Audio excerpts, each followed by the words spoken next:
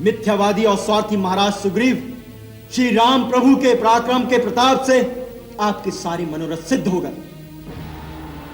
राज वैभव और स्त्री सुख सब कुछ पाकर आप भोग विलास में लिप्त हो गए हैं। क्या आप समझते हैं आपकी सहायता पर हम निर्भर हैं?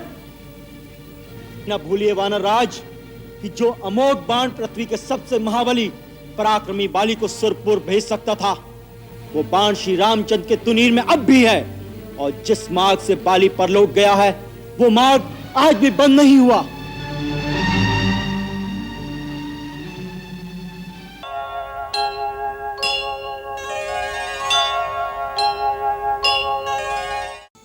चौमासा बीत गया, शरद ऋतु का सुहाना शुभ आगमन हो गया। इस चौमासे का एक एक दिन मैंने किस तरह बिताया है तुम जानते हो लक्ष्मण। जानता हूं भैया। आपकी व्यथा देखकर जितना दुख मेरे मन में हो रहा है, उससे कहीं अधिक वेदना मेरे मन में सीता माता के लिए उठती है। वो अपने दिन किस प्रकार बिता रही होंगी। रह रहकर मन में एक बिजली सी कौंध उठती है।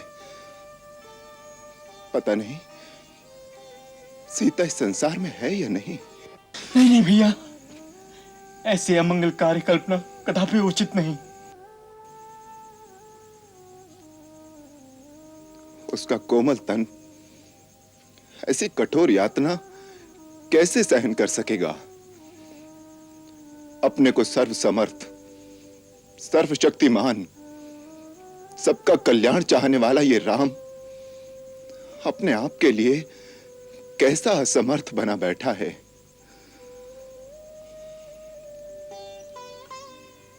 लक्ष्मण, ये 4 मास हमने बिताए हैं सुग्रीव के आश्रय, परंतु अब ऐसा लगता है कि सुग्रीव को अपने वचन का कुछ भी विचार नहीं। न तो वो स्वयं आया और न ही उसने कुछ ऐसा उद्योग दिखाया कि वर्षा ऋतु बीतने के पश्चात उसे अपने मित्र के लिए कुछ करना है, उसका कुछ कर्तव्य है। भैया, आखिर है तो वह चपल वानर की जात। उनका कौन सा कर्तव्य, कौन सी नैतिकता।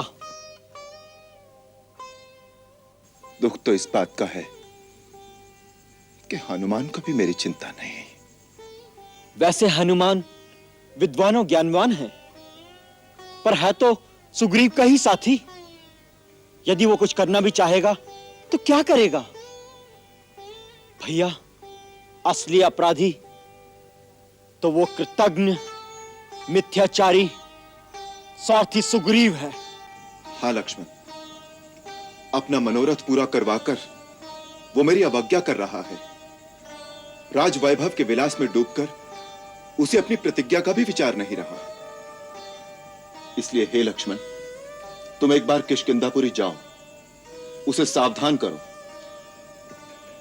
वो मेरी प्रत्यंचा की भयंकर टंकार को भूल गया है। वो वाली के प्राण लेने वाले राम के अमोघ बाण को भूल गया है। उसे चेता देना आवश्यक है। आपके चरणों की शपथ लेकर जाता हूं भैया। अब सुग्रीव की रक्षा इस धरातल पर कहीं संभव नहीं। किष्किंधा से सीधा घसीट कर लाकर आपके चरणों में डाल दूंगा। यदि उसने जोर दिखाया, मेरा एक ही बाण उसकी जीवन डोर समाप्त कर देगा। वहीं उसे ढेर करके उसे भी उसके भाई बाली के पास पहुंचा दूंगा। ठहरो लक्ष्मण, इतनी उत्तेजना और आवेश में भी अपने स्थान से जाना उचित नहीं। इस समय हमारे मन में जो उद्वेग उत्पन्न हो रहा है, वो हमारे अपने कार्य सिद्धि में विलंब होने के कारण हमारी निराशा की हीन भावना मात्र है। तुम सदाचारी हो, संयम खोकर सुग्रीव का इतना अनिहित करने की बात सोचना हमें शोभा नहीं देता। हम सुग्रीव को मित्र कह चुके हैं, यह बात भी हमें भूलनी नहीं चाहिए। प्रेम का धर्म सबसे बड़ा धर्म है और उसका पालन करना सबसे पुनीत कर्तव्य। जाओ, समय और स्थिति के अनुसार संयम से काम लेना। हो सकता है हम मिथ्या ही सुग्रीव पर दोषारोपण कर रहे हो और वो वास्तव में हमारे ही कार्य में संलग्न हो? इस बात का निश्चय तो वहीं जाकर होगा इस समय सुग्रीव किस कार्य में इतना संलग्न है।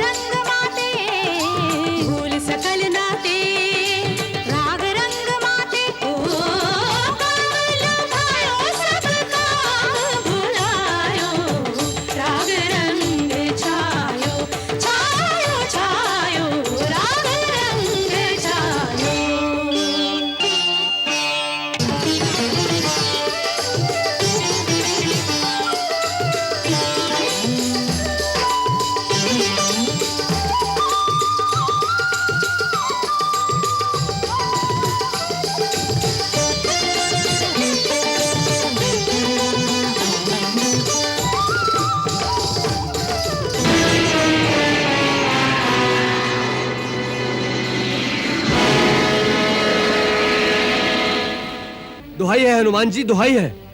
क्या हुआ कुमार अंगद? श्री लक्ष्मण किष्किंधा में प्रवेश कर चुके हैं। तो इसमें इतना घबराने की क्या बात है? घबराने की बात यह है कि वो अति क्रोध में है। ऐसा लगता है कि मानो किसी ज्वालामुखी का लावा बढ़ता चला आ रहा है। उनकी फुंकार से जैसे आग निकल रही है। नगर के रक्षक सैनिक इधर उधर भाग रहे हैं। नगरवासी डर के मारे अपने अपने किवाड़ बंद करके घरों में घुस गए हैं। वो सीधे राजमहल की ओर बढ़ रहे हैं।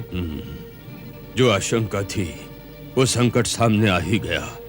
अब क्या होगा हनुमंत? लक्ष्मण के क्रोध से भूमंडल कांपता है। किष्किंधा किस गिनती में है? कुछ उपाय करो हनुमंत, कहीं सीधे महाराज सुग्रीव ही इस ज्वालामुखी की लपेट में ना जाएं। हाँ, मुझे एक उपाय सूझ रहा है। वो उपाय तो बताओ। लक्ष्मण के महाराज सुग्रीव तक पहुंचने से पहले पिछले द्वार से जाकर मैं सबको सावधान करता हूं।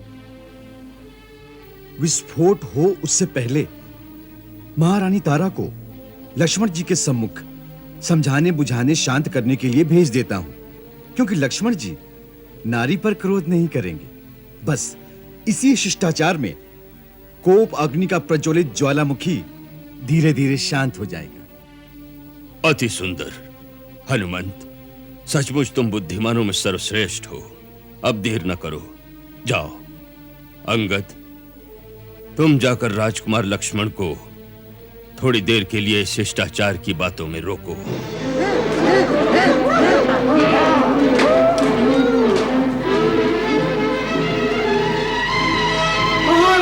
सुग्रीव, उनसे कहो श्री राम को संदेश लेकर उनका अनुज लक्ष्मण आया है। मैं स्वर्गीय महाराज बाली का पुत्र अंगद श्रीमान के चरणों में सादर नमस्कार करता हूँ। हमारा आशीर्वाद अंगद। इसी समय किष्किंधा नरेश सुग्रीव से कहो हम उनसे मिलना चाहते हैं।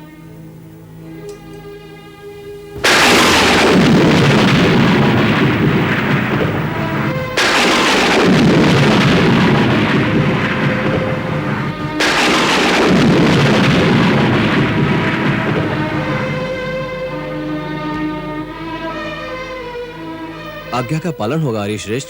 सुबाहु सुकेतु, आर्य श्रेष्ठ लक्ष्मण जी को अतिथि कक्ष में ले जाकर आदर सत्कार के साथ आवभगत करो। कुमार अंगद, समय नष्ट न करो। हम यहाँ अपना आदर सत्कार कराने नहीं आए हैं। हम यहाँ महाराज सुग्रीव से मिलने आए हैं। उनसे हम इसी वक्त मिलना चाहते हैं। इस समय आपको ही संभालना पड़ेगा, नहीं तो अनर्थ हो जाएगा। लक्ष्मण के कोप को शांत करना शेषनाग को वश में करने वाली बात है। इस समय किष्किंधा के कल्याण का सबसे अधिक आप पर उत्तरदायित्व है, क्योंकि सारा वानर साम्राज्य महाराज सुग्रीव से अधिक आप ही के विवेक पर विश्वास करता है। महारानी तारा, इस समय महाराज की रक्षा कीजिए।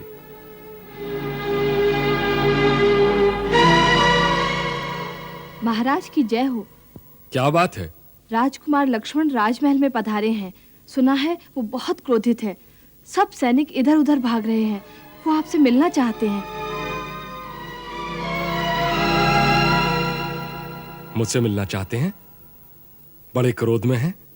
मैं उनका सामना कैसे करूंगा रूमा? अब क्या होगा? सुस्वागतम वीरवर। रघुकुल की तेजस्विता को तारा का शत शत नमन। आप बड़ी हैं, सम्मानीय, आदर्श रमणीय। नमन तो मुझे करना चाहिए। मेरा नमस्कार। इस सम्मान के लिए धन्यवाद।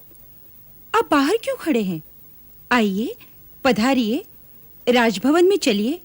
आइए राजकुमार, पधारिए।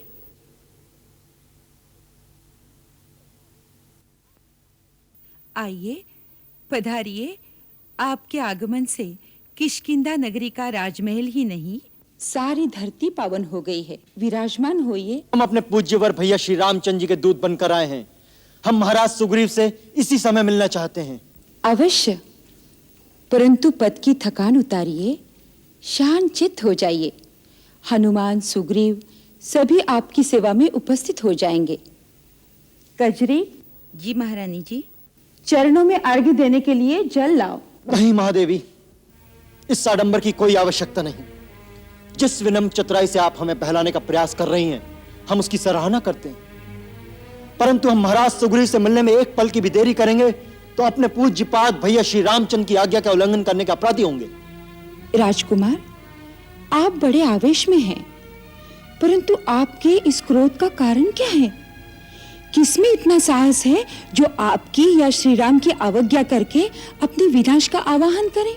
देवी तारा, आप पूज्य हैं, आप स्त्री हैं। अपना मंतव्य हम आपके सामने प्रकट नहीं कर सकते। क्या महाराज सुग्रीव हमसे मिलना नहीं चाहते? क्या वो हमारे सामने नहीं आना चाहते? ये बात नहीं वीरवर। महाराज सुग्रीव आपके अपराधी हैं, आपसे लज्जित भी हैं, परंतु वे आपके दर्शन के अभिलाषी भी हैं। इस समय वे आपकी प्रतीक्षा कर रहे हैं। चलिए पधारिए, आइए।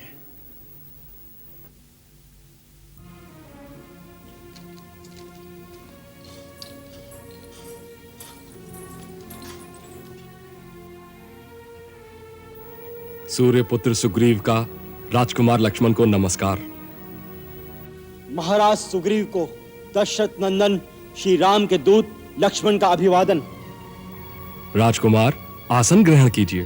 क्षमा करें, दूत का काम स्वामी का संदेश पहुंचाना है, शिष्टाचार में पढ़ना नहीं। महाराज सुग्रीव, आप हमारी बात सुने। भैया लक्ष्मण, आपने अर्घ ग्रहण नहीं किया, क्या आसन भी ग्रहण नहीं करेंगे? हनुमान जी, ना हम आसन ग्रहण करने आए हैं, ना यहाँ विश्राम करने आए हैं। हम तो महाराज सुग्रीव को उनके वचन भंग करने की याद दिलाने आए हैं। अपना स्वार्थ सिद्ध करने वाले कृतघ्न मित्र द्रोही के लिए ब्रह्मा जी ने कहा है, गौधने चैव सुरापे चा चौरे भग्न वृत्ते तथा निष्कृति वहिता सद्भि कृतघ्ने नास्ति निष्कृति। गौ हत्यारे, सुरापान करने वाले, चोर और व्रत भंग करने वालों के लिए सत्पुरुषों ने प्रायश्चित का विधान किया है, किंतु कृतघ्न के उद्धार का कोई उपाय नहीं, उसका कोई प्रायश्चित भी नहीं। मिथ्यावादी और स्वार्थी महाराज सुग्रीव, श्री राम प्रभु के पराक्रम के प्रताप से आपकी सारी मनोरथ सिद्ध हो गए। राज वैभव और स्त्री सुख सब कुछ पाकर आप भोग विलास में लिप्त हो गए हैं। क्या आप समझते हैं आपकी सहायता पर हम निर्भर हैं?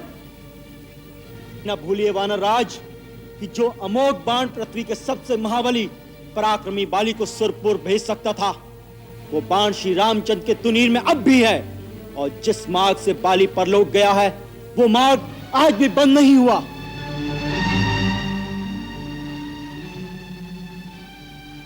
हे धीरवीर, उत्तेजना और आवेश में भी ऐसे वचन मुख से नहीं निकालते।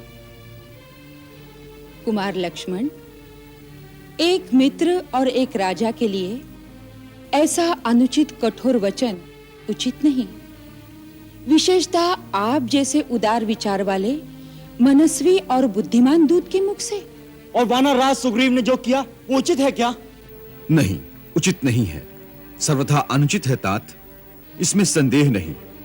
परंतु वानर राज सुग्रीव न कृतघ्न है, न शठ हैं, और न ही मिथ्यावादी हैं। इन्होंने श्री राम प्रभु के द्वारा किए गए उपकार को भुलाया भी नहीं, और न मित्रता के वचन को भंग किया है। महाबाहो, सुग्रीव जी ने घोर दुख उठाए थे, इसीलिए राज्य वैभव के विलास में इन्हें समय का ज्ञान नहीं रहा। इतना अपराध अवश्य हुआ है। यथार्थवाद को जानकर ही क्रोध करना चाहिए। आप विश्वास कीजिए राजकुमार, श्री रामचंद्र जी का कार्य करने के लिए महाराज सुग्रीव पूरी तरह से सतर्क सचेष्ट हैं। उसके लिए धन धान्य, किष्किंधा का राज्य, अपना सारा परिवार छोड़ने के लिए वो एक पल के लिए भी विलंब नहीं करेंगे। आपके आने के पूर्व महाराज सुग्रीव ने अपने वीर वानरों को चारों ओर से एकत्रित करने तथा संगठित करने के लिए नल और नील को भेज दिया है। उनके एकत्रित होने की शीघ्र ही संभावना है। फिर रघुनाथ श्री रामचंद्र जी के चरणों में पहुंचकर आगे की योजना बनाने का विचार हम कर ही रहे थे कि आप आ गए। क्या ये सब कुछ हो रहा था? हाँ राजकुमार लक्ष्मण,